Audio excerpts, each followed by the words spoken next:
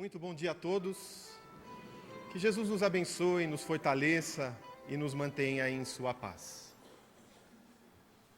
Vivemos momentos de decisão nesses tempos de transição. Vinculados ao Evangelho renovador de Jesus, identificamos no mundo ainda cenas difíceis, desafiadoras do ponto de vista moral. Como se ouvíssemos novamente a Jesus no sermão profético, afirmando que ouviríamos falar de guerras, de rumores de guerras, levantar-se-ia filho contra pai, pai contra filho, e advertia o bom pastor que ainda não teríamos chegado ao fim. E de uma forma esperançosa, ele posteriormente complementava: e quando o meu evangelho for pregado por toda parte, aí sim será o fim. Essas sombras exteriores, por incrível que pareça, pode ainda estar na intimidade daqueles que já conhecem a Jesus. Isso nos causa espanto, porque aquele que conheceu Jesus não pode mais ser o mesmo. Aquele que tem as notícias da boa nova, aquele que já foi tocado pela esperança das promessas do Mestre, da construção do reino de Deus, no mundo e em nós, os sentimentos que compõem o reino de Deus, não pode baixar sua cabeça à fronte nesses momentos de turbulência.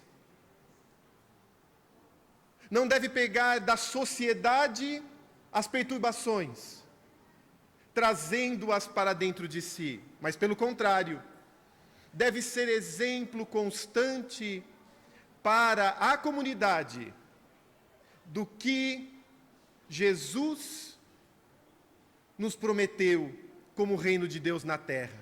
Deveremos viver a proposta do Evangelho, libertando-nos pouco a pouco, mas constantemente, dessas amarras aos vínculos inferiores que causam-nos ranger de dentes, lágrimas, transtornos. Conta-nos o Espírito Humberto de Campos, através da mediunidade de Chico Xavier, no livro Boa Nova, que um de seus discípulos, Bartolomeu, vivia constantemente entristecido. Estava ele, não raro, num estado como que depressivo, inconformado, desanimado. Ele, que era pescador na cidade de Dalmanuta, embora tivesse nascido em Caná da Galileia, lidava com os comerciantes da época, que sempre desejavam auferir mais lucro na compra dos seus peixes. Via-se diante daqueles que governavam, cada vez mais solicitando impostos, taxas, tributos, portanto, elevadíssimos, e ele se inconformava. Em sua casa, há turbulência. A mãe, que fora levada para a espiritualidade, e agora com o seu pai, o seu genitor e os seus irmãos que não o compreendiam. Isso, na sua intimidade, contrastava com a mensagem da Boa Nova de Jesus, porque no íntimo, ele que era um dos mais abnegados discípulos desde as pregações do Tiberíades, entrava nesse conflito a mensagem de esperança do porvir, às dificuldades do mundo atual, à época do Cristo. Melancólico, caminhava junto a Jesus quando, numa tarde, Jesus, próximo à casa de Pedro, percebendo que Pedro e seus familiares deveriam desenvolver trabalhos urgentes, deixa-os e se aproxima de Bartolomeu. Vai ter uma conversa com o seu discípulo, carinhosa, afetuosa, e chamando Bartolomeu ao lado, convida-o para falar. E ele começa a declinar uma série de razões para estar entristecido. Fala das esperanças, mas não consegue explicar o porquê, em meio a tantas esperanças, ele está para baixo, está desmotivado, mesmo com a presença magnífica de Jesus. Ao que o Cristo começa a direcionar aquele espírito, como, da mesma forma, encontramos em nós muitos tormentos e o Evangelho vem com a proposta de clarear-nos a mente. E para que não percamos detalhes dessa conversa, desse diálogo, vamos nos aproveitar da própria edição do livro Boa Nova, quando Jesus começa a trabalhar essa mente e esse sentimento de Bartolomeu.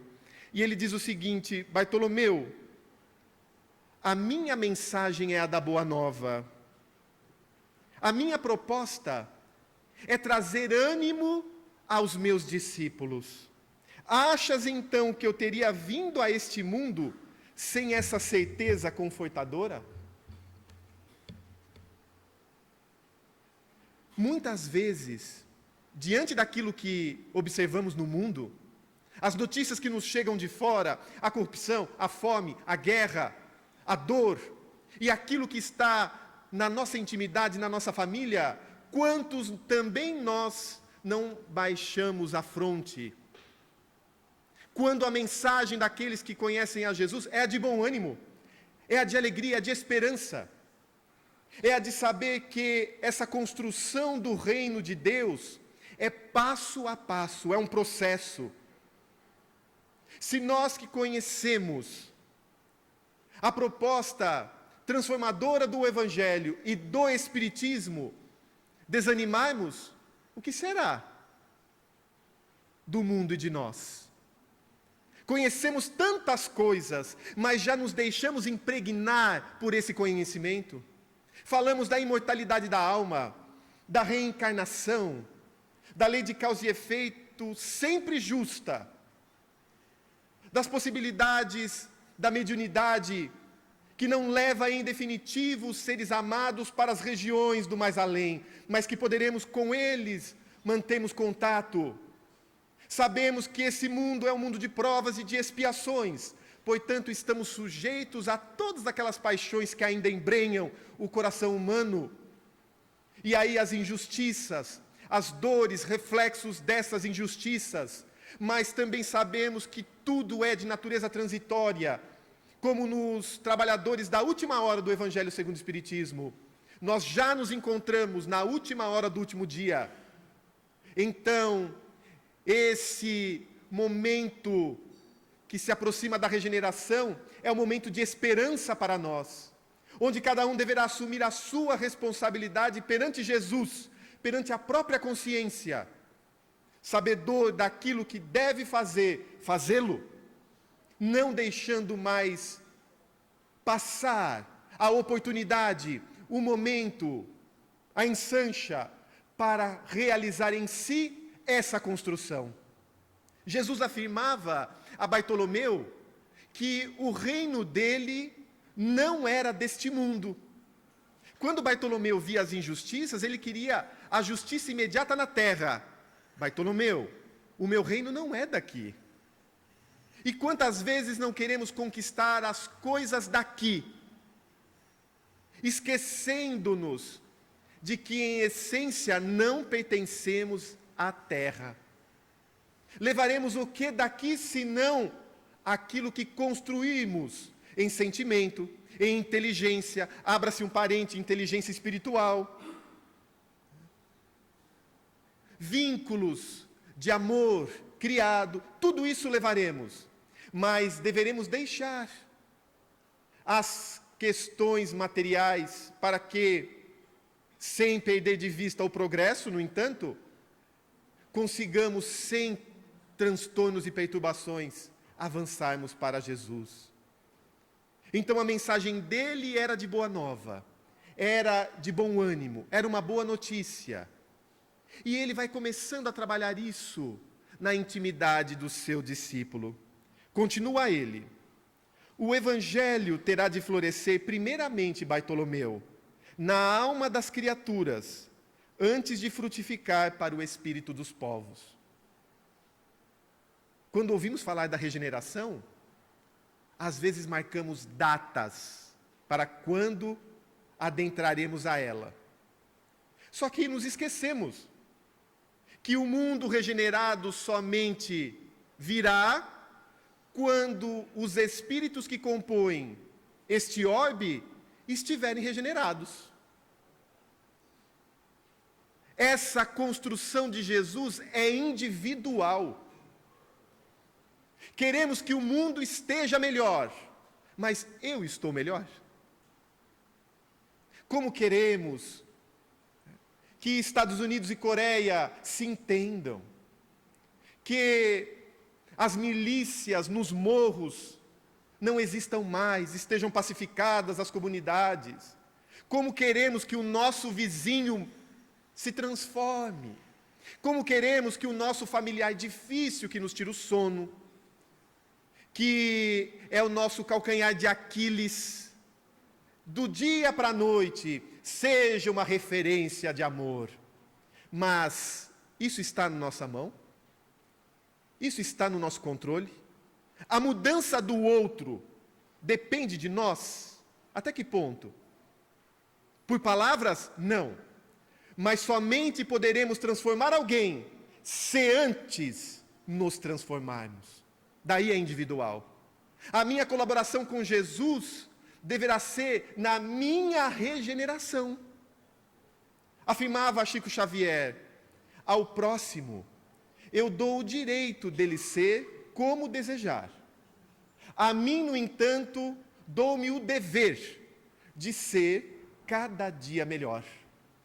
É um compromisso de mudança íntima. E aí poderemos nos perguntar: hoje, eu tenho os sentimentos que compõem o reino de Deus?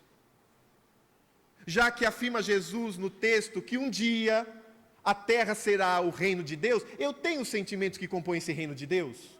O que é o reino de Deus? Quais são os sentimentos que compõem o reino de Deus quando afirmamos? No reino de Deus tem paciência.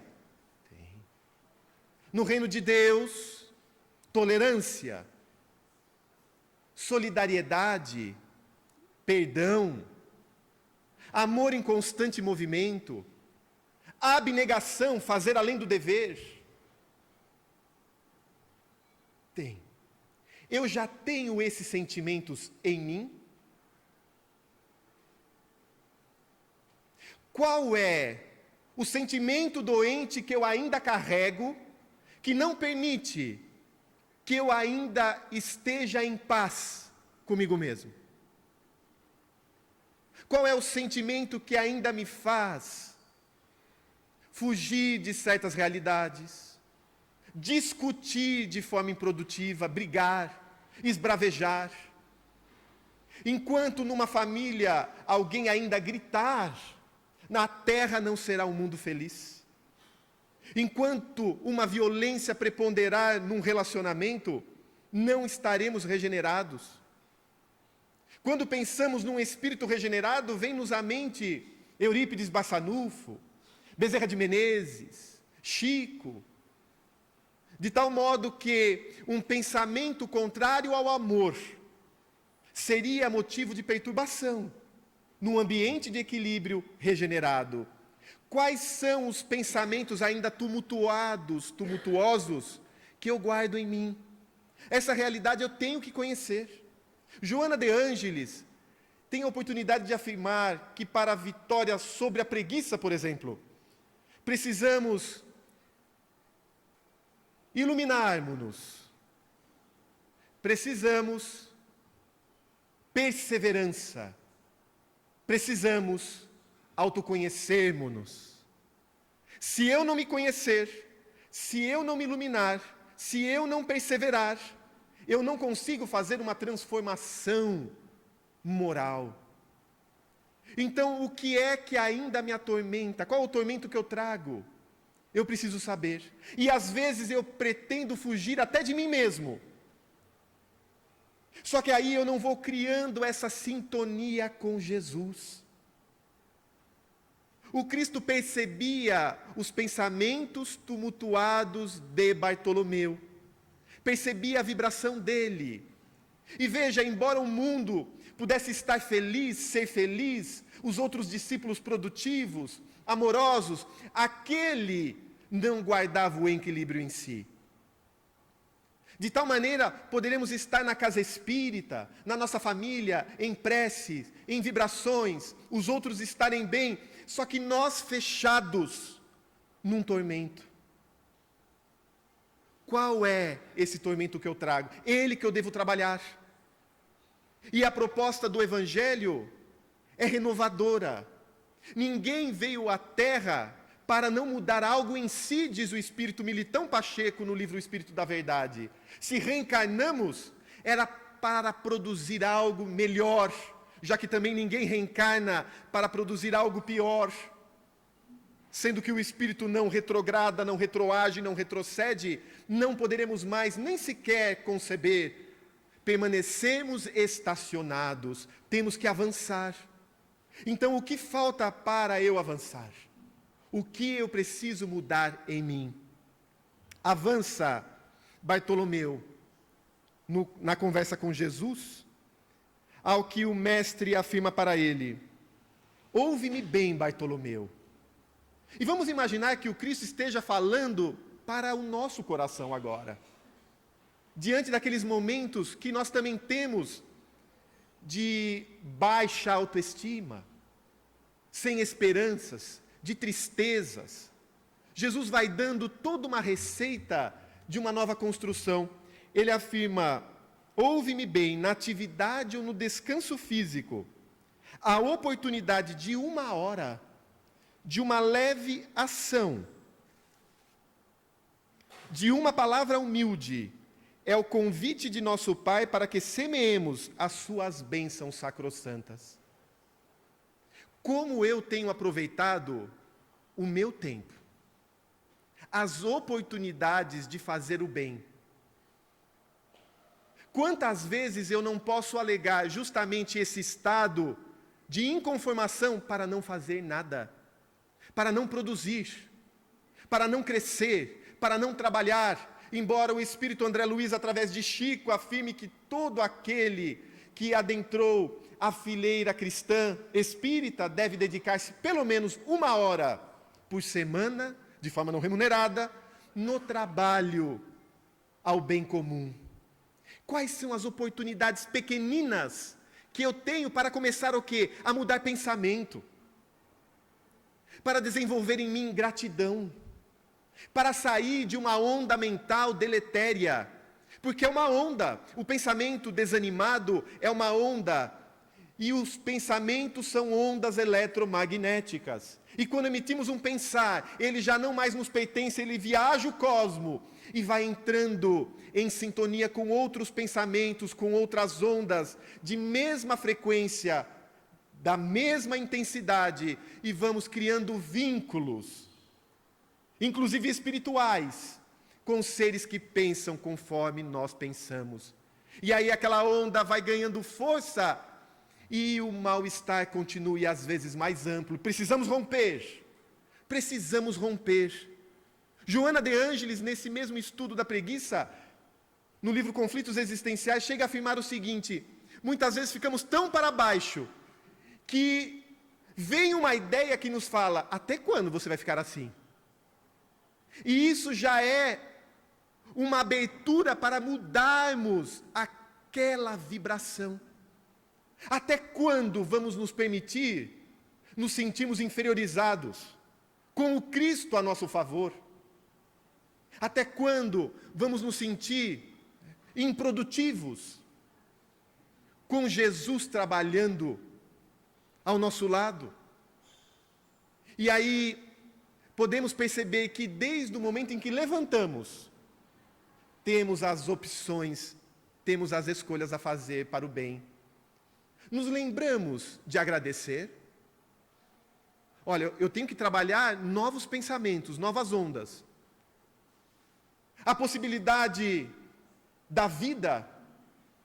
Li há um tempo atrás algo muito interessante de um senhor que colocou na internet, ele morava num condomínio fechado, que foi acordado ao domingo às 7 da manhã com uma britadeira, consertando o encanamento do vizinho. O primeiro momento foi do quê? De revolta, domingo de manhã às 7 horas. Ele ameaçou ligar para as autoridades. Daí, por um momento, ele parou e pensou o seguinte: mas por que eu vou fazer isso nesse instante? Vamos pensar um pouquinho? Para ele ter chamado, o encanamento deve estar causando um grande dissabor a ele. Ele precisa consertar. Eu hoje acordei num domingo. Quantos estão de pé hoje? Muitos desencarnaram. Outros não puderam levantar dos seus leitos. Estão hospitalizados. Estão em dores. Eu pude ouvir, ainda que a britadeira, mas eu pude ouvir, outros são surdos. Eu pude ver o que estava acontecendo, eu tenho vista, eu tenho a visão. E eu pude relatar esse exemplo, enquanto outros não podem, por inúmeras situações ou não se permitem. Eu tenho que agradecer a Deus a vida. E eu tenho uma madrinha-avó, nos seus 88 anos, ela afirma: todo dia de manhã, às 6 horas, quando levanto, eu vou até a porta do meu quintal, olho as árvores ali do meu quintal e o céu, esteja chovendo ou não, e eu digo: muito obrigado, Senhor, por mais um dia de vida na terra. Será que conseguimos aquilatar a importância de um dia na terra? A importância de ter a possibilidade de refazer situações, refazer sentimentos, refazer pensamentos, desenovelar algo que às vezes está tão envolvido e que depende de nós. Quantos não temos problemas familiares onde há a falta de perdão? E se desencarnássemos hoje, levaríamos para o mais além essa ideia: por que não fui conversar com meu pai? Por que não perdoei minha mãe? Certa vez, lá pelos idos de 98, 99, uma jovem senhora veio conversar comigo. E a primeira pergunta dela: Rodrigo, na sua casa você tem psicografias? Eu falei: por quê? Eu preciso receber uma carta de minha mãe. Minha mãe desencarnou, e eu preciso que ela venha e escreva que me perdoou. Eu falei para ela: olha, o mais importante no Espiritismo não é a psicografia. É a consolação que a doutrina nos dá. É saber que, de acordo com as nossas obras, receberemos, que a vida continua, que os vínculos continuam. E ela começou a chorar: estou numa situação terrível. Porque eu e minha mãe dávamos-nos sempre bem. Éramos muito ajustadas, uma amiga da outra, mas por uma questiúncula rompemos certa vez. Deixamos de conversar, 2 bicudas. E eu, naturalmente, esperava que ela pedisse perdão. E pelo que eu ouvi de meus irmãos, ela aguardava que eu pedisse perdão. E uma esperava a outra, quando de repente uma notícia: mamãe está com câncer. E é um câncer muito agressivo. E eu naturalmente falei: se ela está nessa situação, ela vai se tornar emotiva, ela virá conversar comigo. E não veio. Era uma mulher difícil. E eu também. E eu fui aguardando, e o tratamento foi avançando, os meses foram avançando. E eu pegava notícias com os meus irmãos sobre como estava a mamãe. Até o dia que eu recebi um telefonema de minha irmã, e ela afirmou: nossa mãe faleceu agora. Mamãe desencarnou. Aquilo para mim foi um choque. O mundo caiu em minhas costas, porque naquele instante um sentimento de culpa terrível assaltou-me. E eu tinha que falar para ela que eu a amava. Eu tinha que pedir perdão, eu queria agora ajoelhar aos seus pés, me desculpar por aquilo que eu falei, por aquilo que eu fiz, não importa quem tivesse a razão.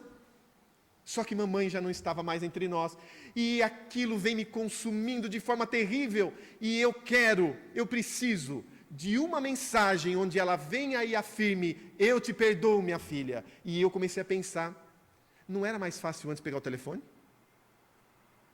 Se ela tivesse pegado o telefone, que seja, e ligado para a mãe: mãe, me desculpa. Olha, falei aquilo porque quis, mas me arrependi, ou falei sem querer, mas me desculpa, eu te amo. Ou fosse até lá, quanto isso não faria diferença na vida dela, naquele momento.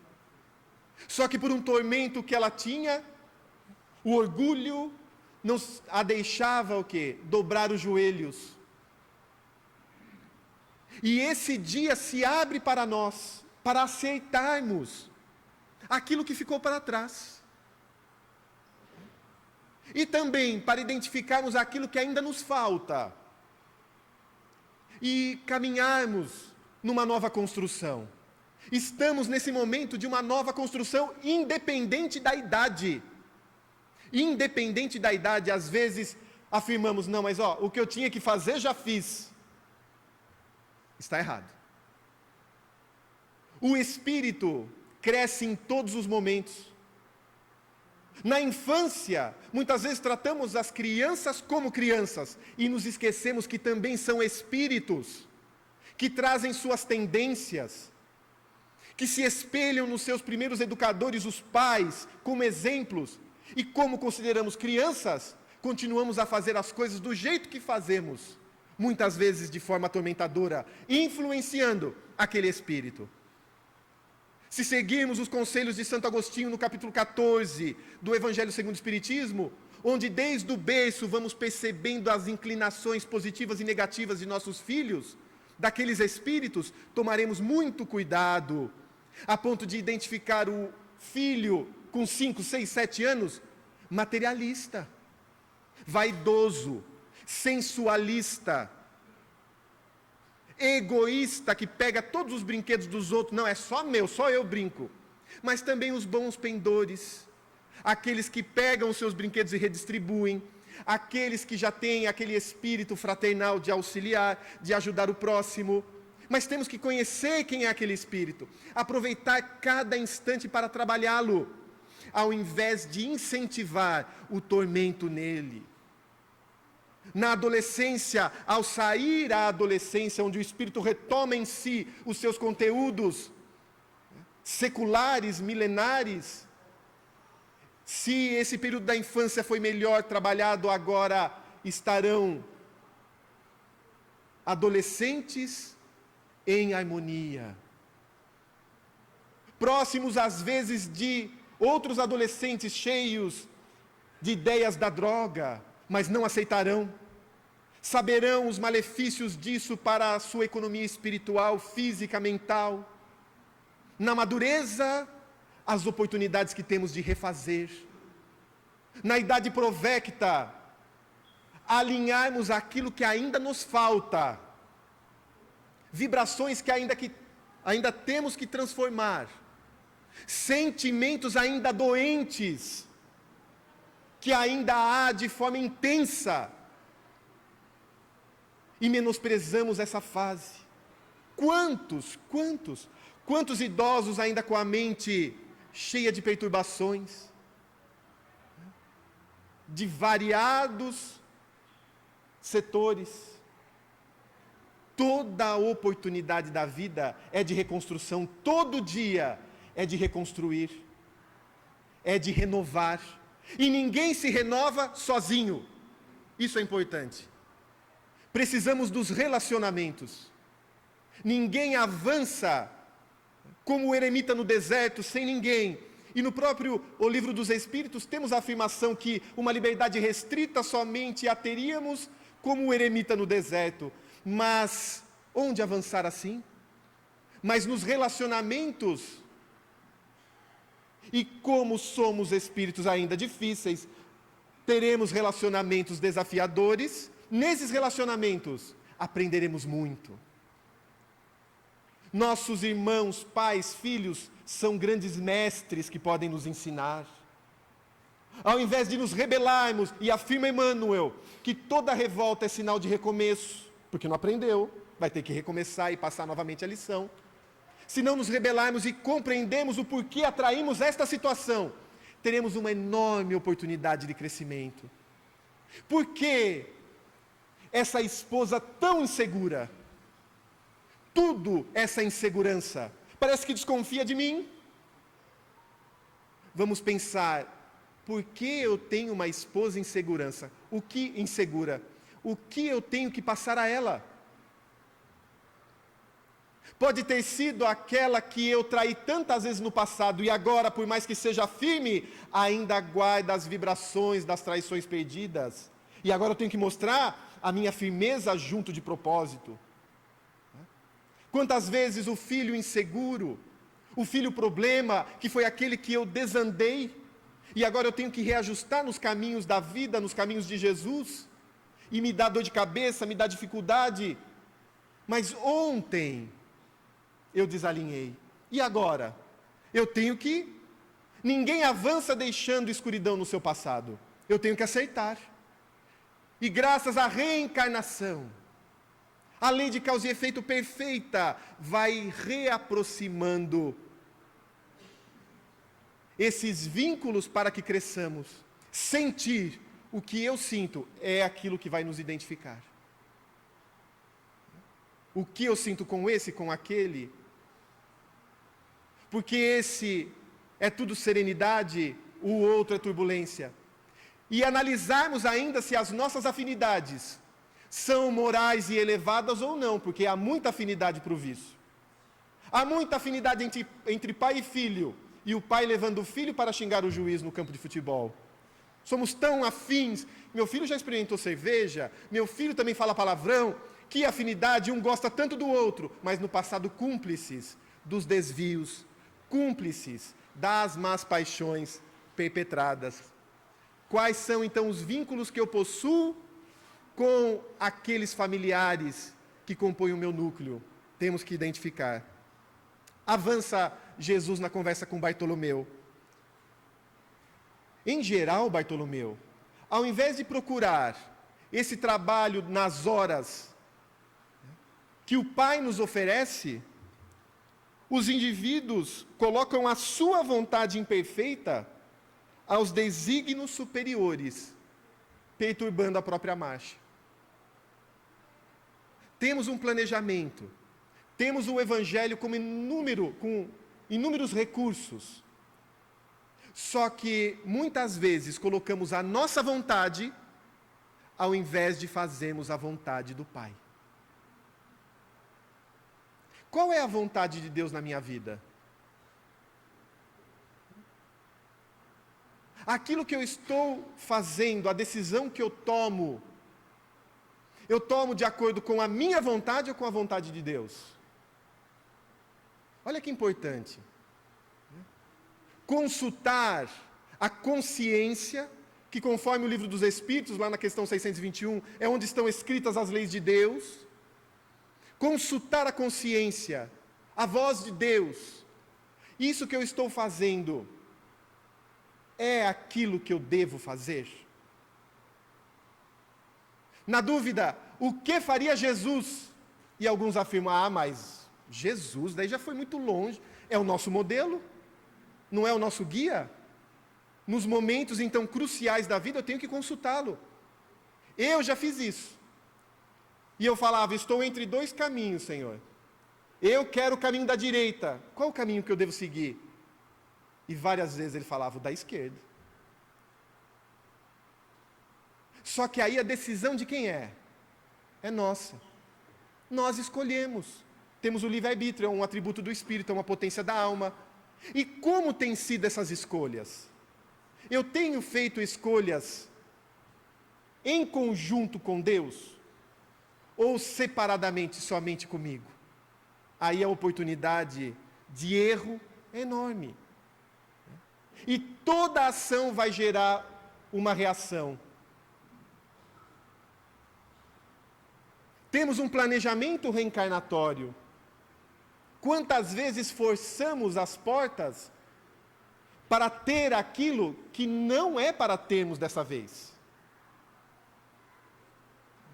Quantas vezes não invejamos o que o outro possui? Quantas vezes não nos contentamos com aquilo que já possuímos? Isso não sou eu que falo, é capítulo 5, tormentos voluntários. Evangelho segundo o Espiritismo. Quantos não sofrem por quererem parecer aquilo que não são, por não se contentarem com o que possuem, por invejarem o que os outros têm e eles não? São os outros, são outros caminhos. Cada um tem um tipo de experiência, de prova. Cada um recebe as tentações que ainda, de acordo com aquilo que ainda vibra na intimidade, afirmava o apóstolo Tiago, nós somos tentados, atraídos e engodados em nossa própria concupiscência. Ou seja, aquilo que eu atraio e que ainda me faz cair é aquilo que tem na minha intimidade que vibra. E de acordo com esse ímã, eu vou atraindo situações. E quantos não se perdem? Porque vão atraindo seres que também se vincularam a ele no passado. Conheci um senhor que falava o seguinte: Rodrigo, o meu trabalho com a minha família já está feito. Minha filha já está na faculdade, minha esposa está bem, agora um novo ser, uma nova mulher apareceu na minha vida. Essa é aquela que deveria vir no momento certo.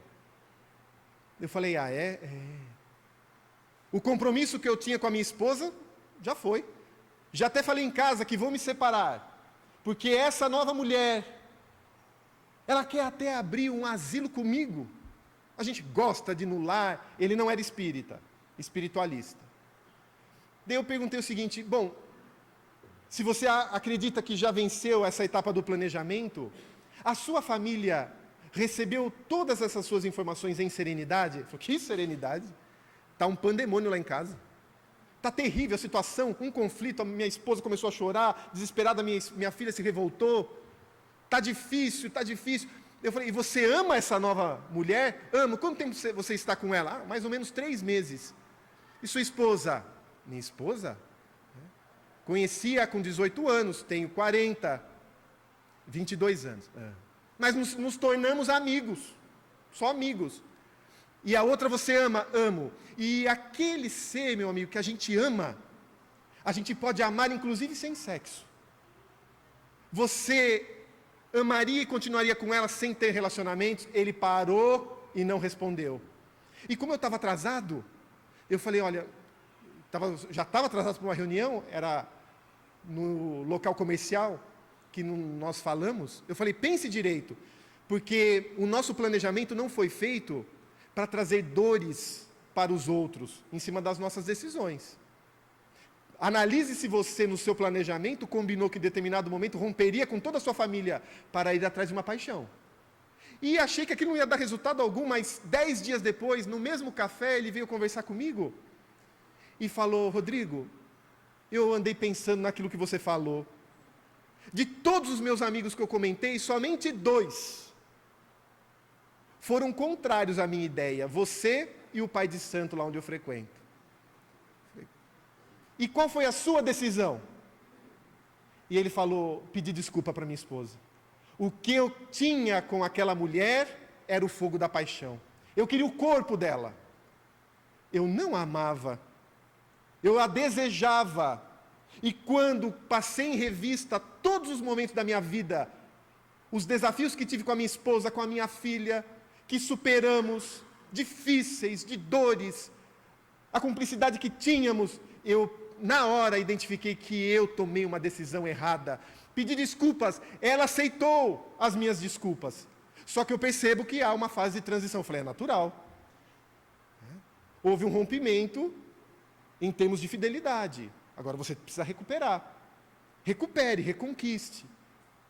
E fiquei aqui pensando, quantas vezes atraímos situações que vêm de encontro com as nossas enfermidades morais, paixões de todo tipo, cada um tem a sua. E perdemos valorosos momentos. Poderemos perder até a própria reencarnação, fugindo. Como, por exemplo, a queda de Otávio. Não sei se recordam do livro Os Mensageiros. Otávio, que no plano espiritual programou não casar nessa existência e receberia os espíritos que muito ajudaram no plano espiritual. Só que chegando aqui, tomou a decisão de tudo mudar. Abandonou aqueles órfãos que chegaram para ele.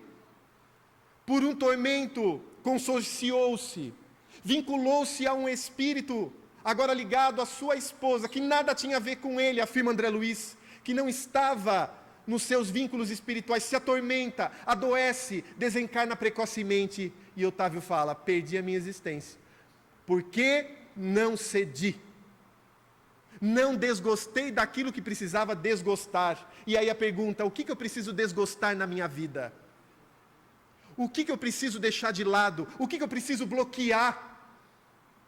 Temos recursos para bloquear as nossas enfermidades morais? Temos! Temos o Espiritismo, temos o trabalho no bem, temos os recursos do passe, temos o diálogo fraterno. Precisamos bloquear como fez Maria de Magdala.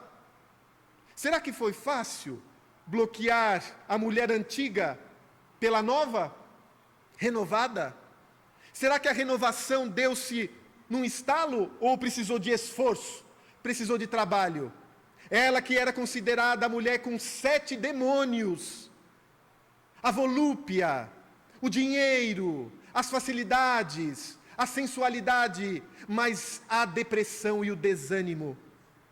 Foi então ter com Jesus sua única e última esperança. E ao encontrar aquele meigo rabi, ela foi tocada. Maria chamou-a pelo nome, da mesma forma que ele nos conhece a todos. Eu sou o bom pastor, conheço as minhas ovelhas, Maria. Eu sou uma mulher em destroço, Senhor. E apresentando um muro destroçado, mas florido, Jesus compara a vida dela com aquela cena. Se o Pai dá a oportunidade dessa beleza a um muro em escombros, o que não fará uma filha? Ama. Sê mãe, Maria. Renova-te. E a partir daquele dia, ela bloqueou o seu desequilíbrio e começou a seguir Jesus, trabalhando junto aos caídos nas ruas, em especial aos rancenianos, ranceníase que ela mesma teria no término de sua jornada. Então ela bloqueou o mal e valorizou o bem. O que eu tenho que bloquear? Muitas vezes eu sou muito impaciente. Eu tenho uma impaciência, eu não aguento, a pessoa vem contar algo, eu já sei o que ela vai falar, eu já antecipo e dou resolução. É terrível, principalmente isso em casa. Vamos conversar com a nossa esposa, ela, preciso contar algo. Ela começa a falar, a gente já dá o decreto, é tal coisa. Mas deixa eu falar, eu posso te contar, mas eu já sei o que você vai falar. É que eu sou muito impaciente. Quantas vezes a gente não é assim? Agora, como que eu bloqueio essa impaciência? Qual o contrário de impaciência? A paciência, eu tenho que desenvolvê-la. Como eu vou desenvolver a paciência?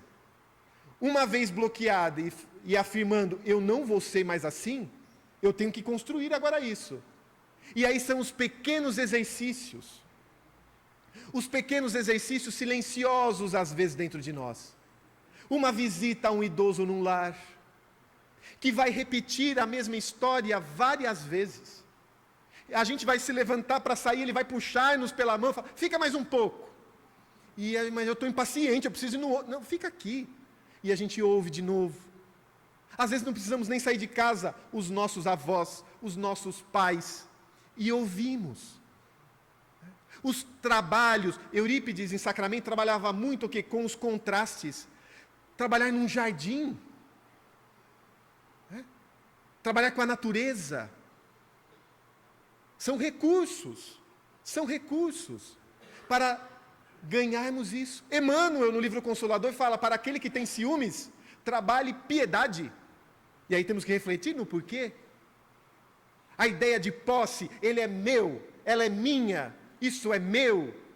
Vamos num trabalho, no mesmo lar que citei, e percebemos o que nada é nosso, nada nos pertence, nem o nosso corpo nos pertence. E tudo aquilo que imaginávamos que fazia diferença do ponto de vista do mundo, chega um momento que temos que entregar.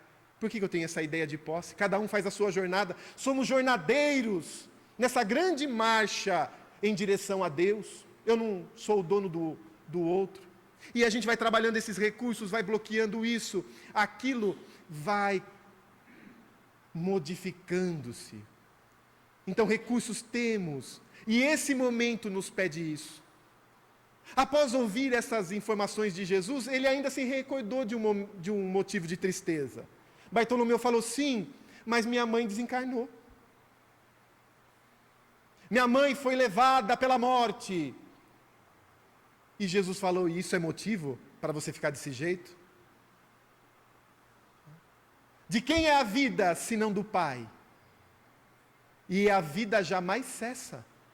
Jamais cessa.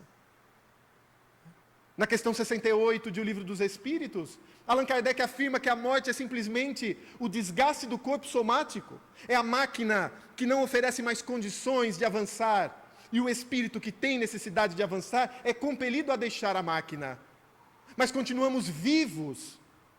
O corpo tomba de um lado, avançamos vivos do outro, levando, no entanto, aquilo que construímos. Aquilo que construímos. Onde eu irei? Para onde eu irei? Onde nós já estamos. Onde nós já estamos. Estarei numa região de luz, Alvorada Nova, nosso lar. Vou para lá? Intimamente, você está lá com os seus sentimentos? Porque de acordo com a nossa sintonia mental e com aquilo que vibramos, essa é a nossa realidade. Leon Denis, no livro Problema do Ser, do Destino e da Dor, afirma que os nossos sentimentos são ondas. São ondas. Apresentam cores, apresentam formas, apresentam odores, porque essa vibração, avançando no fluido cósmico universal, é ela que produz a luz, com que muitos identificam os espíritos superiores. No passado, os anjos que surgiam iluminados. E é essa mesma vibração que faz com que alguns falem: nossa, que cheiro de enxofre, é Satanás. É a vibração densa, baixa desses espíritos que vibram em ondas longas, de baixa frequência, consoante André Luiz. Ao contrário dos espíritos nobres, que vibram em ondas super ultracurtas, de alta frequência, liberando luz, liberando perfumes. Já temos os perfumes para as regiões superiores? Vamos ler, lembremos de irmão Jacó no livro Voltei. Se surpreendendo ele que fora presidente da Federação Espírita Brasileira, ao identificar-se desencarnado, não viu suas luzes. E ele confessa que sentiu inveja da professora, que estava com ele toda iluminada, e os seus alunos vieram buscá-la, crianças vieram buscá-la, e ele observava-se, não tinha luz. Não tinha luz, porque ainda não conseguira transformar. Ah, mas ele fez tanta coisa boa. Fez. Recebeu doentes em sua casa, mais de 20. Num período de crise, de epidemia, ele recolheu na sua casa esses doentes. Nossa, mas era um homem bom? Sim, mas não tinha transformado. Por isso que não adianta somente fazermos. Temos que saber o porquê fazemos e o que fazemos. Eu posso chegar na casa espírita cheio de cestas básicas para aparecer.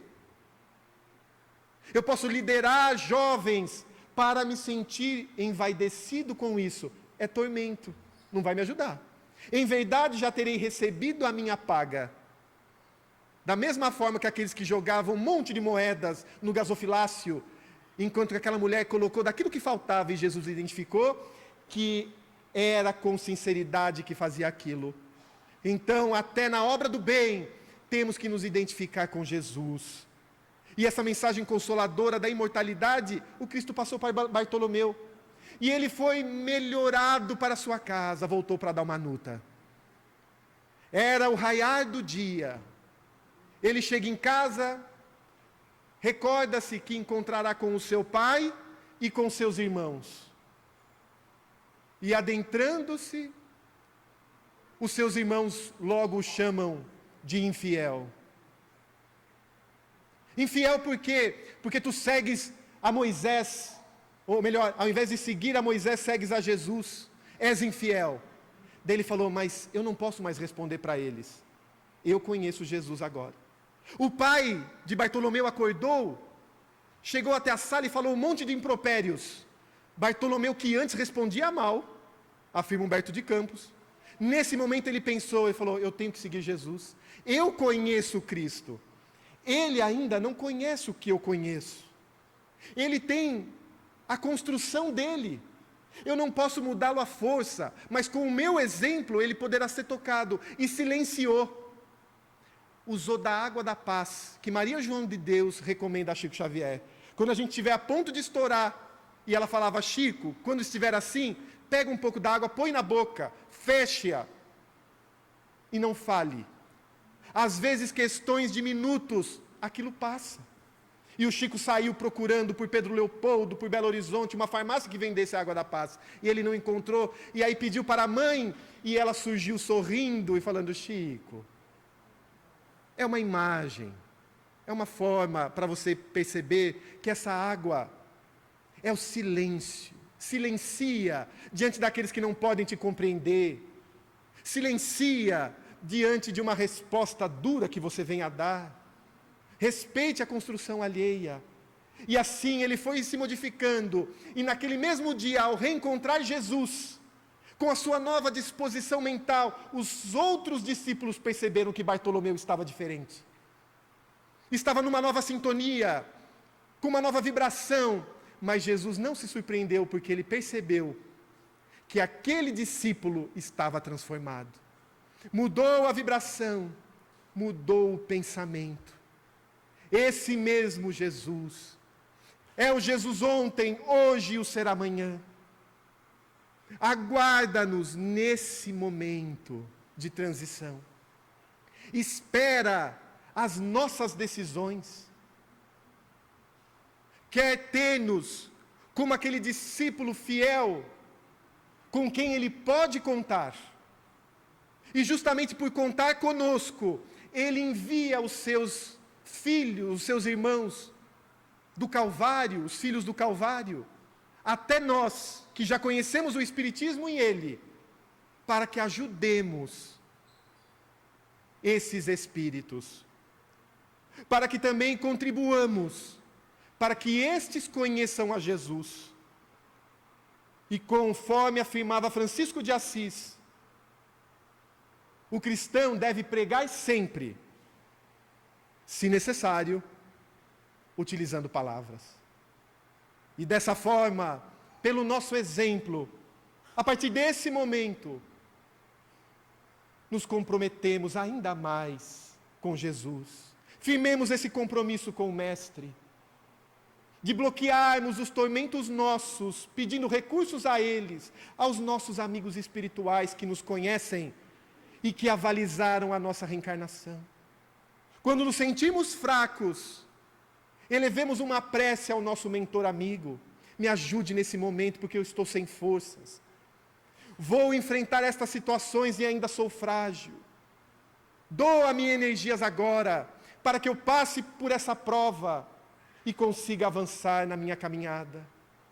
E a nossa prece sincera jamais, jamais ficará sem respostas, porque Jesus é o bom pastor e sabe aquilo que vai na nossa intimidade.